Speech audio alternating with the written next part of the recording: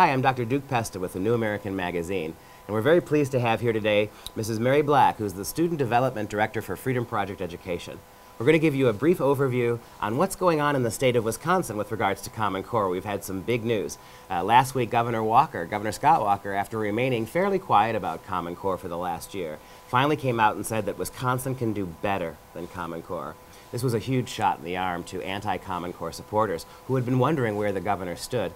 And more importantly, the governor's comments were a trigger to finally force the state to hold the public hearings on Common Core that they had promised us way back in March and April and May. So after stonewalling all summer long, we now have the hearings. In fact, the first hearing was held live in Madison, Wisconsin yesterday at the State House, and our own Mary Black testified. Mary, give us an overview of what happened in Madison at the Capitol yesterday.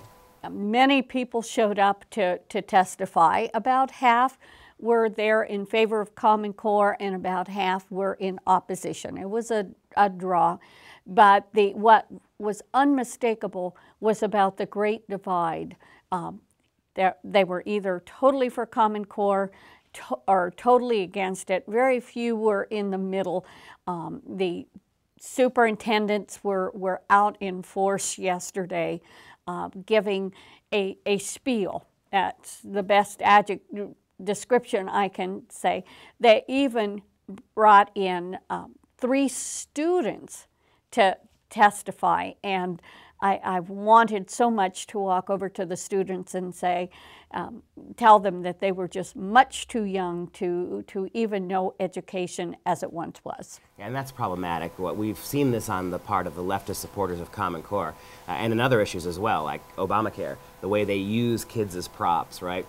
Remember when President Obama signed the Obamacare law, he had a bunch of kids around him, as if these kids, poor kids being manipulated, as if they had the vaguest idea what the consequences were going to be. And it was the same thing yesterday at the State House. And not only were they bringing kids in who had no idea about educational policy, they were busing in all sorts of superintendents of schools and teachers. Yes, and the superintendent's representatives, and according to the testimony yesterday, there are the best of schools throughout Wisconsin. There are no problems in education in schools, according to the superintendents, thanks to Common Core. But what is not to be missed from the testimony yesterday is the fact that some courageous teachers with their jobs in jeopardy took time and were courageously voicing their opinions in front of the committee. One particular teacher testified at the end of the hearing. They went from 12 to 8 o'clock, so it was a very long day.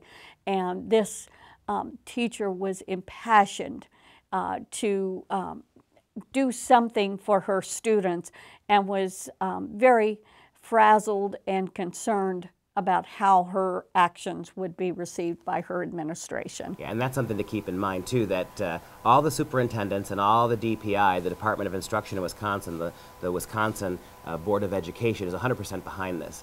And so these teachers and these students who are bussed in to give these glowing reports, that's exactly what they're told to do.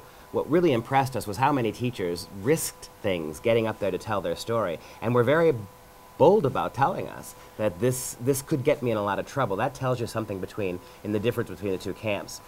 Mary, talk briefly, if you wouldn't mind, about our Secretary of Education, Tony Evers, who led off the hearings yesterday. Oh, he did lead off the hearings, and in public comments before the committee and in private comments, he made it very clear that he felt that he alone was qualified to make such a decision about whether we should or should not implement Common Core, and that the rest of us should just be quiet and accept his way. That set the tone for the proponents of Common Core, and it was definitely reflected in the committee's treatment of different witnesses, what they personally thought of Common Core.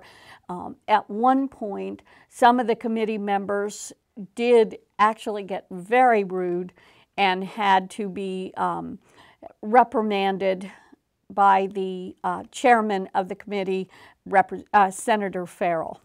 Yeah, Senator Farrell did a really great job yesterday. And, you know, without being partisan, simply calling it as we see it, and you had been there all day too, and the part that I had seen, the Republican senators seemed very professional and methodical. They were gathering information. Right. A number of the Democrat representatives were very snippy. They were hostile, and they were clearly trying to antagonize witnesses.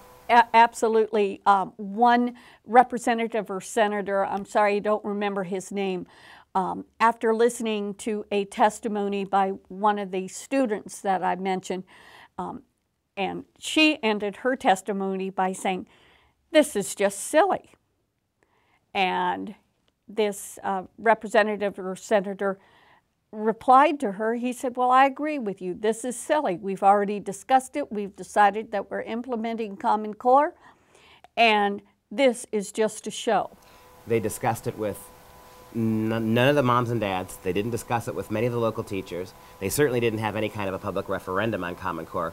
The Wisconsin DPI, by law, when making these kind of curriculum changes, was required to have a public hearing prior to September 1st. We didn't get it. And the only reason we got these hearings is because moms and dads and concerned citizens all across the state of Wisconsin called in and made a fuss. And so it shows you that grassroots works, right, Mary? Give us a sense while we're at it, Mary, if you don't mind. I didn't mean to cut you off there. Okay. Give us a sense of your testimony at the DPI. Oh, I'd be glad to discuss it. I identified myself at the beginning of my testimony as an educator for 40 years, and the breadth of my experience.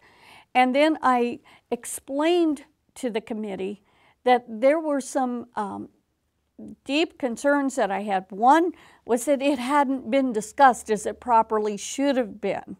I did discuss that I was concerned that there were many things attached to Common Core that we hadn't even discussed.